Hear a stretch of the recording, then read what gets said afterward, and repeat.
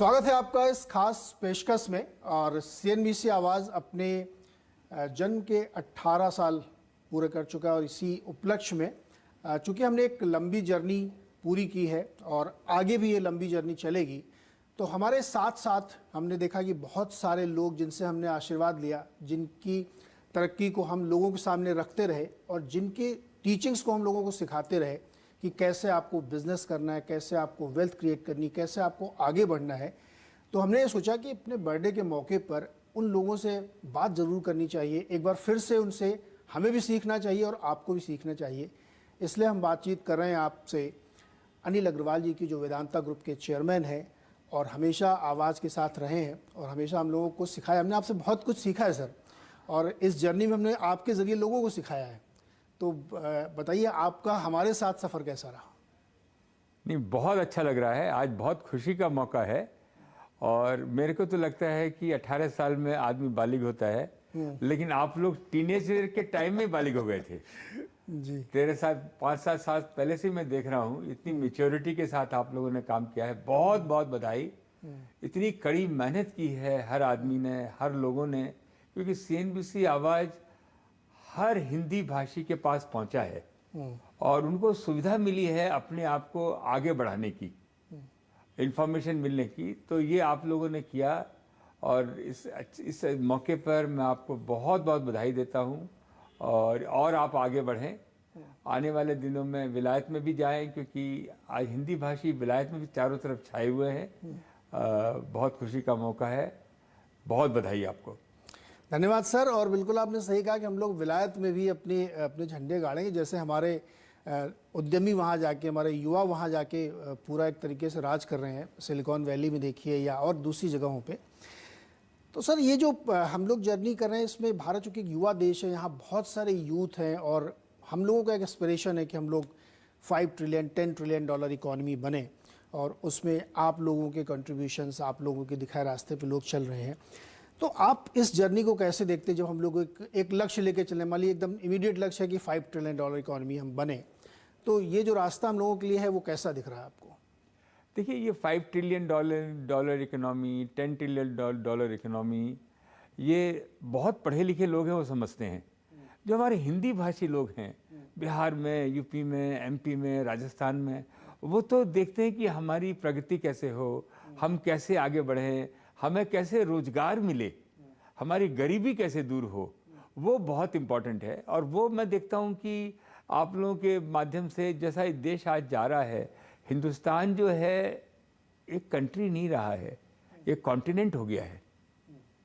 एक एक इसके जो स्टेट हैं वो कंट्री के बराबर हैं।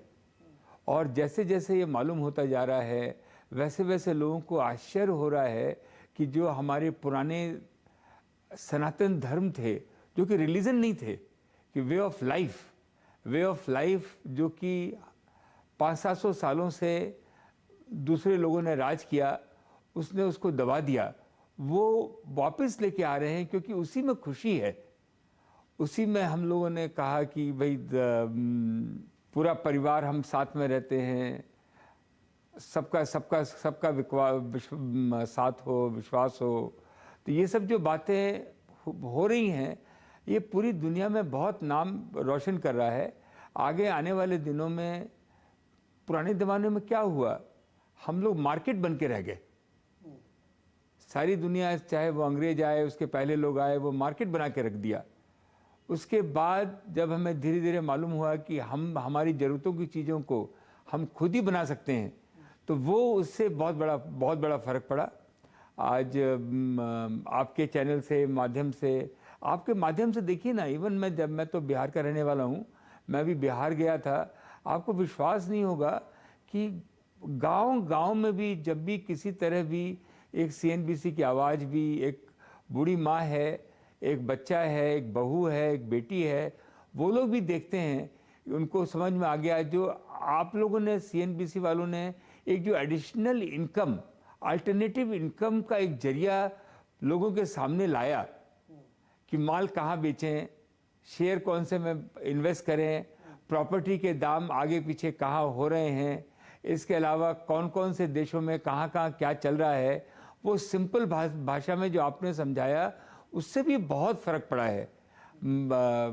आगे आने वाले दिनों में मेरे हिसाब से 3 चीज़ें बहुत इम्पॉर्टेंट हैं हिंदुस्तान में। एक तो इलेक्ट्रॉनिक का माध्यम चला है बहुत ज़ोर से, इलेक्ट्रॉनिक में बहुत प्रगति हिंदुस्तान करेगा। उसमें हर नौजवान को एक जॉब मिलने की संभावना मिलेगी, क्योंकि लैपटॉप अगर सस्ते में मिल जाता है तो उसको मालूम पड़ जाता है कि उसकी जो प्रेशर भी कम होगा कि आपको इंजीनियरिंग बनना है या डॉक्टरी बनना है या लॉयर ही बनना है, वो प्रेशर भी कम होता नज़र आ रहा है। क्योंकि जितने जो गार्जियन हैं, माता पिता, वो भी समझ रहे हैं कि इज्जत जो मिली है, अगर आप में हुनर है, अगर आप में गाना गाने की हुनर है, अगर लड़कियों में कोई डांस करने की, भारतनाट्यम करने की, या कोई स्कल्पचर बनाने की भी, या पेंटिंग बनाने की, किसी तरह का भी एक उस बच्चे में अगर कोई हुनर है, उससे भी वो बहुत बड़ा नाम कर सकता है। कोई फिल्म में भी आना चाहता है, नाटक में भी जाना चाहता है। जो ये जो अल्टरनेटिव जो हुआ है, इससे बहुत बड़ा फ़र्क पड़ेगा। और ये सारी चीज़ मिलके इलेक्ट्रॉनिक हो गई, नेचुरल रिसोर्स हो गया, जितनी फैक्ट्रियाँ लगेंगी उतना रोजगार बढ़ेगा। और आज मैं देख रहा हूँ कि जितने हमारे 28 स्टेट हैं, सारे 28 स्टेट मैंने लाइफ में कभी नहीं देखा एक दूसरे से प्रतिस्पर्धा कर रहे हैं।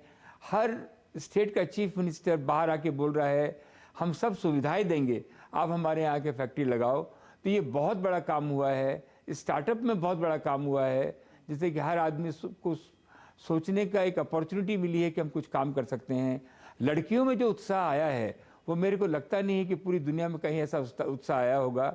लोगों को मालूम पड़ रहा है कि हमारी लड़कियां कितनी स्ट्रांग है। ये सब देखते हुए मेरे को तो आगे आने वाले दिन बहुत अच्छे लगते हैं। तो आप बिल्कुल सही कह रहे हैं कि युवाओं को सिर्फ ये ना सोच के कि मैं कहीं जाके 10-20-25 हज़ार की नौकरी करूं, अपने कैलिबर को आगे बढ़ाना, एंटरप्रेन्योरशिप को बढ़ाना, और अपॉर्चुनिटीज़ बहुत है तरह तरह की, जो भी आपको अच्छा लगे। ऐसे में लगता है कि एक इकोसिस्टम भी उनके लिए तैयार होना चाहिए, जिसमें आप लोग बहुत योगदान कर रहे हैं। Electronic manufacturing, make in India, और बड़ी बड़ी फैक्ट्रीज लग रही हैं।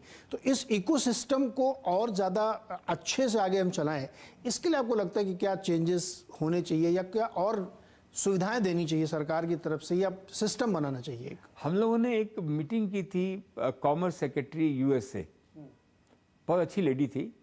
तो उन्होंने कहा कि हम लोगों ने फरमान भेज दिया है चाइना में अमेरिकन कंपनियों को कि आप अल्टरनेटिव जगह पे जाएं, चाइना से हटें। और बहुत सारे लोग वियतनाम जा रहे हैं, बहुत सारे लोग मलेशिया जा रहे हैं, बहुत सारे लोग इंडोनेशिया जा रहे हैं, थाईलैंड जा रहे हैं।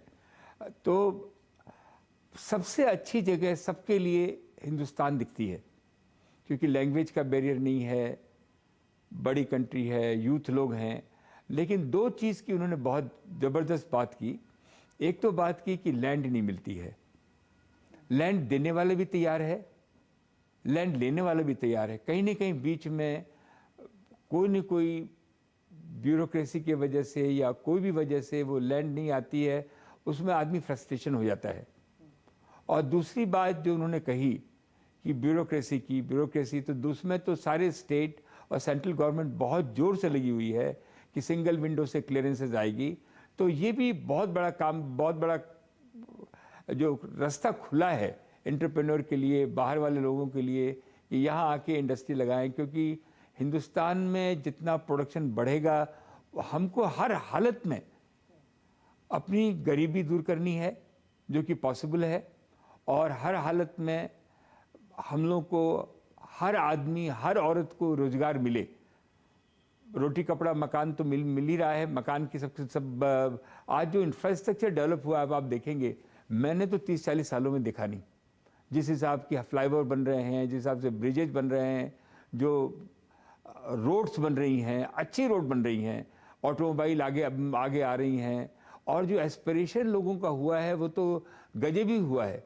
आप देखिए, आज के दिन हमारे हिसाब से 20% लोग जो है मिडिल क्लास के हैं, उसके बीच में 60% लोग जो हैं वो मिडिल क्लास के नीचे वाले, लोअर मिडिल क्लास के हैं। उनको रात दिन बेचारे मेहनत कर रहे हैं।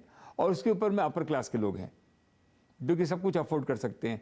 ये बीच वाली जो क्लास है, वो सारी की सारी मिडिल क्लास में कन्वर्ट होने वाली है, क्योंकि जिसके पास साइकिल है उसको स्कूटी चाहिए, जो अपग्रेड स्कूटी है कर रहा उसको स्कूटर चाहिए, जो स्कूटर है उसको छोटी गाड़ी चाहिए, सबको अपने मकान चाहिए, सबको एयर कंडीशन चाहिए, सबको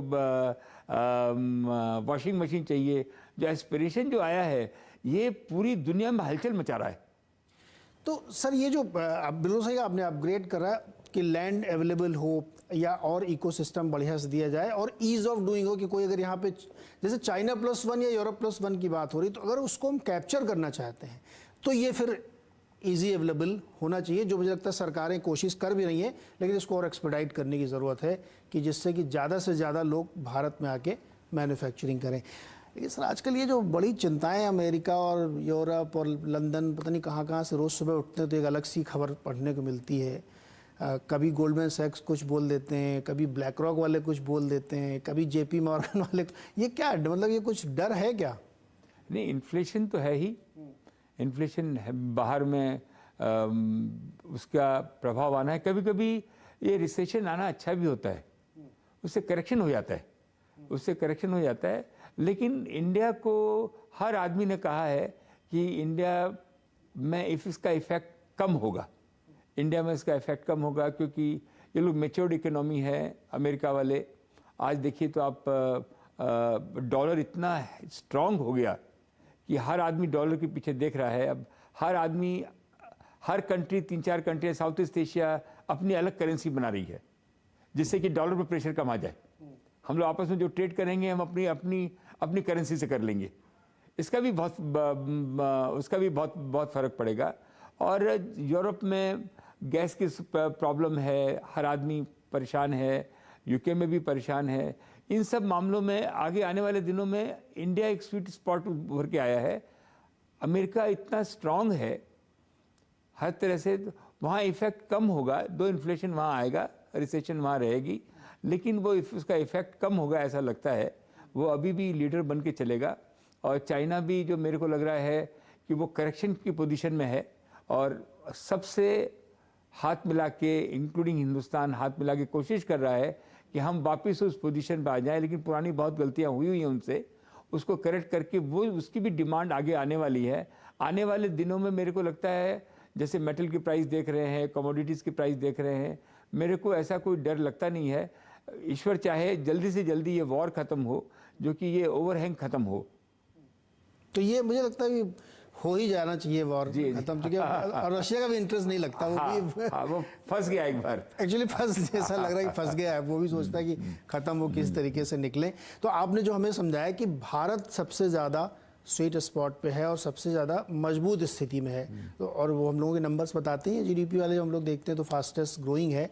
और वर्ल्ड बैंक भी ये मान रहा है कि जो उन्होंने एक बार बनाया है वो रेड से इधर ग्रीन तक का, उसमें इंडिया सबसे ग्रीन वाले में आता है, जहाँ पे किसी भी परिस्थिति में सबसे बेहतर यहाँ पे होता हुआ दिखेगा। तो किसी भी इकॉनमी को सर ग्रो करने के लिए या चीज़ों को बढ़ाने के लिए पॉलिसी डिसीजन बहुत मैटर करते हैं। तो एक हम लोगों ने चर्चा की कि लैंड अवेलेबल हो और इजी लोगों को दिया जाए, लेकिन बड़ी संख्या में हमको यूथ को जो है काम पे लगाना है, जो नौकरी ढूंढते रहते हैं, या तो वो अपॉर्चुनिटीज़ आपको कहाँ सबसे ज़्यादा क्रिएट होती हुई दिखती हैं? मैन्युफैक्चरिंग में ज़्यादा होंगी, सर्विसेज में होंगी, या जो स्टार्टअप कल्चर शुरू हुआ है वो सबसे बढ़िया एक माध्यम हो सकता है? मैन्युफैक्चरिंग में, क्योंकि हिंदुस्तान आज के दिन भी 73% जो उसके इनकम है वो इंपोर्ट में खर्च होती है, और ऐसी कोई भी चीज़ नहीं है जो हम यहाँ नहीं बना सकते हैं।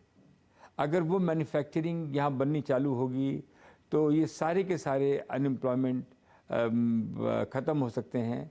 इसके अलावा जो आपका हिंदुस्तान में हर आदमी आना चाहता है, टूरिज़्म इतना बड़ा स्कोप है जिसमें कि लाखों लोग इस काम में, करोड़ों लोग इसमें लग सकते हैं। ये बहुत बड़ा, हर स्टेट में एक अपॉर्चुनिटी है, उसको ज़्यादा से ज़्यादा government has no business to be in a business.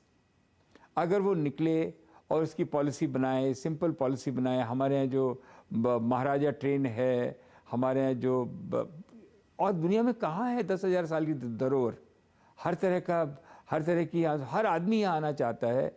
जो कि आज यूके में जितना, यूके हमारा प्रॉब्ली 120th स्टेट है, और वहाँ पे जितने टूरिस्ट आते हैं उससे कम हमारे यहाँ आते हैं। तो ये टूरिज्म का भी एक बहुत बड़ा, मैन्युफैक्चरिंग, टूरिज्म बहुत बहुत ज़बरदस्त है। तीसरा आपका इंफ्रास्ट्रक्चर, इंफ्रास्ट्रक्चर में जितने लोग लगेंगे अनबिलीवेबल है, सबसे ज़्यादा वहाँ लगते हैं। सर काम भी हो रहा है बहुत। हाँ, काम हो भी रहा है और डबल हो सकता है, डबल भी हो सकता है, यस। और डबल हो सकता है। जैसे आज पर कैपिटल इनकम चाइना से हमारी 1/5 है, तो ये सबसे अट्रैक्टिव स्टेट जगह है जहाँ पे लोग आके मैन्युफैक्चरिंग कर सकते हैं। आज जैसे हम लोग इलेक्ट्रॉनिक में बात करें तो जो ऑटोमोबाइल का प्रोडक्शन यहाँ हो सकता है, जो ईवी का प्रोडक्शन यहाँ हो सकता है, हमको नहीं लगता है दुनिया में और कहीं हो सकता है। लेकिन आज पहली बार मैं देख रहा हूँ जो पॉजिटिविटी स्टेटों में आई है। मैं आज 4 दिन से देख रहा हूँ, 4 दिन में मैं 4 स्टेट के चीफ मिनिस्टर से मिला और चारों के चारों चीफ मिनिस्टर इस तरह की बात बोलते हैं, दिल से बोलते हैं कि हमारे यहाँ ज़मीन की प्रॉब्लम नहीं है, हमारे यहाँ किसी क्लियरेंस की प्रॉब्लम नहीं है, आप आके हमारे यहाँ फैक्ट्री लगाइए। तो ये मेरे को लग रहा है ये मैंने कभी देखा नहीं। ये एक अद्भुत बात ही हो रही है। तो मेरे को लग रहा है कि बाहर वालों को भी, यहाँ वालों को भी एक अपॉर्चुनिटी है जिससे कि रोजगार में फ़र्क पड़ेगा। और सबसे बड़ी बात तो हुई है कि जो डिजिटल, आप देखिए जो डिजिटल पेमेंट सिस्टम जो इंडिया में है, अमेरिका उस पर आश्चर्य कर रहा है। यूपीआई ने कमाल कर दिया। यूपीआई ने कमाल कर दिया। लोग, हम भी क्रेडिट कार्ड हमको यूज़ किए हुए महीने हो जाते हैं। यस। तो ये जो सिस्टम चला है, आप सब्जी वाले के पास भी जाएंगे तो वो इसको यूज़ कर रहा है। तो टॉफ़ी की बिक्री कम हो गई। तो ये जो चीज़ें आप कभी सोच सकते थे?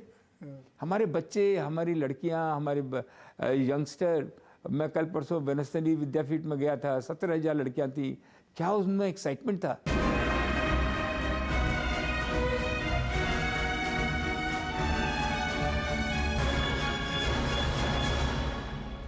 आप बहुत स्कूल कॉलेजेस में यंग लोगों के साथ बहुत इंटरेक्शन आपका है और ट्विटर पे भी देखता है तो मैं खबरें आपकी। कैसी सोच लग रही है आपको? ये लोग क्या सोचते हैं? आपको तो अंदाज़ा लगता होगा कि अच्छा ये इस दिशा में सोच रहे थे। किस तरह की उनके माइंड को आपने रीड करके क्या देखा? सबसे बड़ी बात तो मैंने तो कभी सोचा नहीं था, मैं तो कभी सोशल मीडिया पर गया नहीं था। 6-8 महीने से गया तो मेरे को, क्योंकि मैं बिहार से आया हूँ, मैं बेसिक है मेरा, तो बेसिस होने से कनेक्टिविटी बढ़ गई। हर आदमी मेरे से कनेक्ट हो जाता है क्योंकि मैं उनकी भाषा ही बोलता हूँ, उनके जैसा ही पला बड़ा हूँ। उनको मेरे से बात करने से एक ड्रीम नज़र आता है। सारी जिंदगी तो एक होप पर ही है। जो होप मेरे से बात करने में उनको आती है, मेरे को समझ में आती है, क्योंकि मैं सब 30 त्योहार मानता हूँ, छठ भी मानता हूँ, दिवाली भी मानता हूँ, हर चीज़ को मैं फॉलो कर लेता हूँ, मैं समझ लेता हूँ। तो लोगों को जो एक बड़ा आदमी से बात कर रहे हैं वो हवा निकल गया मेरे से बात करने में। तो ये बहुत अच्छा लगता है। आने वाले दिनों में मैं कुछ भी यूथ के लिए कर सकूं, इसलिए बार बार मैं अच्छे कॉलेजों में भी जाता हूं, लेकिन मैं लोअर लेवल में जाता हूं जहां की लोअर मिडिल क्लास के बच्चे पढ़ रहे हों। वो इतने सक्षम हैं, इतने मजबूत हैं, वो हमारे देश के धरोहर हैं। आप देखिएगा वही हमारे देश को आगे बढ़ाएंगे कि उनकी ज़रूरतें कम हैं और वो 3-3, 4-4 गुना ज़्यादा काम कर सकते हैं, मेहनत कर सकते हैं। और चूँकि सर का स्वयं का अनुभव ये है कि कुछ करने का जुनून है उनके अंदर, तो ये एक बहुत अच्छी, बहुत पॉजिटिव है। इसलिए मैं सवाल पूछा। सर आपके एक फ़ैन है, हम लोगों ने जब पिछला इंटरव्यू किया था तो पंकज त्रिपाठी जी, जो बहुत बड़े कलाकार हैं, तो बड़े खुश हुए जब आपने उनके बारे में पूछा। आजकल वो एक नई फिल्म, नए प्रोजेक्ट में आ रहा है जिसमें वो अटल जी का रोल कर रहे हैं, तो अक्सर वो इस बारे में चर्चा होती रहती है आपके बारे में, बहुत प्रभावित रहते हैं आपसे। हमारे आप देखिएगा भोजपुरी फिल्म जैसे साउथ ने कमाल किया है। आरआर के गाना को मिल गया गोल्डन ग्लोब। हाँ, तो आप देखिएगा हमारी भोजपुरी मूवी जो रंग लेके आएगी, मैं वेट कर रहा हूँ। लेकिन जैसे हिंदुस्तान में मेरे को ये सारी पॉलिसी की बातें हैं। हम लोग दुबई क्यों जाएं, यहीं दुबई क्यों नहीं बनाएं? ऐसी क्या चीज़ नहीं है जो हम दुबई यहाँ नहीं बना सकते? हम जहाँ लोग जा रहे हैं मालदीव, हम मालदीव यहाँ क्यों नहीं बना सकते हैं? हम शॉपिंग सेंटर यहाँ क्यों नहीं बना सकते हैं? हम हर चीज़, आज डेस्टिनेशन मैरिज होती है, लोग कहाँ कहाँ जा रहे हैं, हम अपने यहाँ क्यों नहीं बना सकते हैं? हिंदुस्तान में ऐसा कुछ भी पॉसिबल नहीं है जो कि यहाँ नहीं हो सकता है। ये पॉलिसी की बात है, कंफर्ट देने की बात है। हम ऐसे, हमारे धरती के नीचे ऐसी कोई भी चीज़ नहीं है, चाहे वो सोना हो, ऑयल हो, कॉपर हो, उसमें दुनिया भर के आप रेगुलेशन बना के रखेंगे और वो कम होते जा रहे हैं, तो हम लोग यहाँ खुद का बना सकते हैं। हमारे प्रधानमंत्री जी ने कहा है कि बिना जॉब लॉस 3 गुना जॉब बढ़ेगा अगर हमारी पब्लिक सेक्टर को हम इंडिपेंडेंट कर दें। हमारी बैंकें इतना अच्छा कर सकती हैं। हमारे पास 50 डिफेंस की फैक्ट्रियां हैं। एक एक फैक्ट्री आप जाके तो देखिए, वो दुनिया का सबसे बड़ा आर्म एंड एम्यूनिशन बनाने की जगह हो सकती है। वहाँ रिसर्च सेंटर भी है, लेकिन उसको इंडिपेंडेंट करेंगे। उसको गवर्नमेंट का काम तो पब्लिक की सेवा करना है, बाकी काम करने का काम तो काम को करने दीजिए। और उनका तो काम यही है कि रेगुलेटर रखें, जो कोई चोरी चपाटी नहीं हो। हमारे हिंदुस्तान में आज टैक्स भी कम है और गवर्नमेंट को ये काम जो है देना चाहिए। वैसे अनिल जी के हाथ में ना पारस पत्थर है, जिस कंपनी को टच करते हैं वो सोना उगलती है। नाम लेने बताने की ज़रूरत नहीं। जो भी विनवेश के बाद सर के पास आई है, उसने किस तरीके के, जितने पैसे तो डिविडेंड भी दे दिया जितने में तो वो बिकी थी। तो इसलिए कई बार कहा जाता है कि जो काम उद्योगपति कर सकते वो सरकार नहीं कर सकती, इसलिए विनिवेश प्रक्रिया और बढ़ानी चाहिए। मैं इंटरव्यू यहाँ इस बात से समाप्त करना चाहता हूँ कि जो सपने देखते हैं वो सपने बड़े भी होते हैं और सच भी होते हैं। अनिल जी इसकी मिसाल हैं। हमने पिछले इंटरव्यू में किया था कि बिहार से निकल के लंदन तक कहाँ से कैसे झंडा गाड़ा। वैसे ही आवाज़ की कल्पना जब 18 साल पहले की गई थी तो हमको भी यकीन नहीं था कि हिंदी में कोई आदमी शेयर मार्केट और बिजनेस की खबरें देखना पसंद करेगा। लेकिन आज हम नंबर 1 चैनल है, इतना बड़ा हमारे साथ शेयर है, आप लोगों का प्यार है, तो इसीलिए बड़े सपने देखिए और उनको सच करिए। सब कुछ आपके साथ है। बहुत बहुत शुक्रिया सर हमारे साथ जुड़ने के लिए और हमारे इस सफ़र में हमारे साथ रहने के लिए। बहुत बहुत धन्यवाद। आपका हरदम मैं वेट करता रहता हूँ और खूब आपका चैनल आगे बढ़े। एक बार मैं फुल टीम को, जिसने कि इतनी गरीबी और देश का साथ दिया है, कभी ये खुद नहीं चलाया चैनल, यही सोच के चलाया कि छोटे से छोटे तबके वाले, छोटे से छोटे गरीब को कैसे बेनिफिट मिले, वो CNBC आवाज़ ने किया है। बहुत बहुत धन्यवाद। बहुत बहुत शुक्रिया हमारे साथ जुड़ने के लिए।